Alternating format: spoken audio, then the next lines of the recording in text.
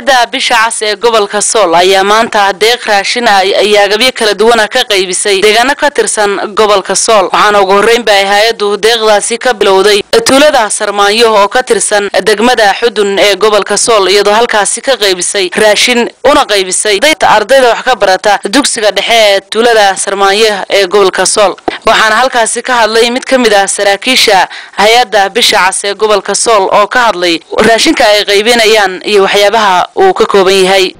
raashinkaas wuxuu ka kooban yahay bariis sonkor baasto iyo saliid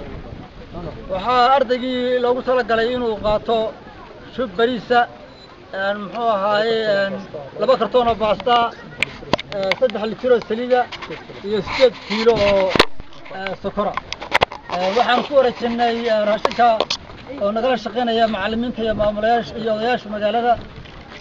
waxaan ku wareejin doonaa waalidiinta iyo carruurta iskuulka dhigata oo aanu ugu talagalnay inaanu u miisno hadeer qof walba wuxuu leeyahay inaanu u miisno gacanteeda ugu miisno anaga iyo macallimiinta iyo waalidiinta bisha cas raashinkan inoo keentay horta ku mahadsan yihiin 100% ma haddaan ugu celinaa bisha cas raashinkan inoo keentay raashinka waxay u keeneen ardayda iskuulka Sarmaayo 45 kamid ah marka waxaanu dooranay ardayda ugu liita agoomaha iyo dadka ugu liita ee sabolka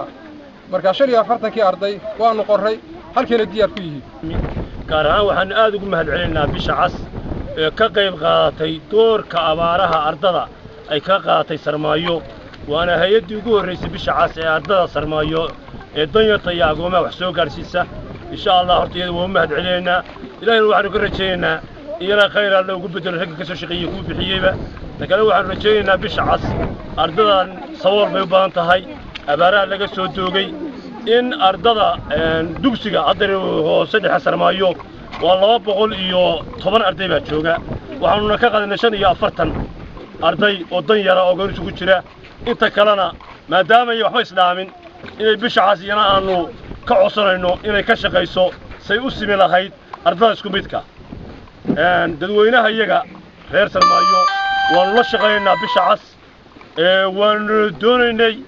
inay ka shaqeyso bisha cas deegaanka Sarmaayo haddii eebaha wadda aqbalana waxa weeye waxaan bisha cas kula shaqeyn doonaa wanaag iyo xurmo iyo hawsha ay noo qabanayso inaanu ka qabsano waxay noo keento waxayna fartaan fartoono haddii aanu nahay deegaanka iyaga waxaad aragtaan ardadii baa joogta waalidiintii baa joogta inta iyadoo waxaan raalli ka nahay hawsha haddana waxaan ku wareejinaynaa Zainab Ali وكمل عليه بسم الله الرحمن الرحيم هبسنت هاي ururka yaga haweenkuna ururka yaga والدينta dhashayna waa ku mahadsantahay hay'adda hawlihii ay noo keentayna waan ka gudbinay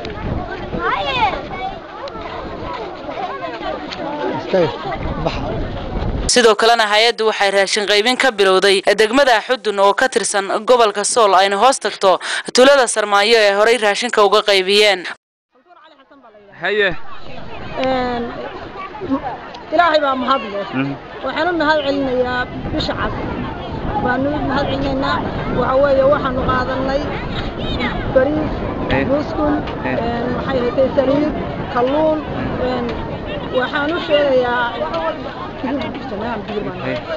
waxaan u sheegaynaa caalamka in maxay haytay bisha cas wixii ay saani iyo si nadiif ah inoo sii soo wanaagsan imisa maanta reer halkan lagu siiyay cuntada 300 oo qoys 300 oo qoys baa qaatay maxay haytay kuwa kalena way ka maangoobeen oo badan intiina waxa ay socdaalkooda ku soo afmeereen tuulada Carooley oo iyana ka tirsan degmada Taleex ee gobolka Sool halkaasi oo ay gaarsiiyeen agabyo isugu jira markaneecooyin bustayaal iyo waliba raashimo iyo nafaqooyin manahan markii ugu horeysay hay'adda bisha cas ee gobolka Sool ay agabyo wax ku ool gaarsiiso deegaano ka tirsan gobolka Sool Raxmaan Maxamed Cabdi Halda TV-ga caalamiga ah ee Soomaaliya magaalada Laascaanood gobolka Sool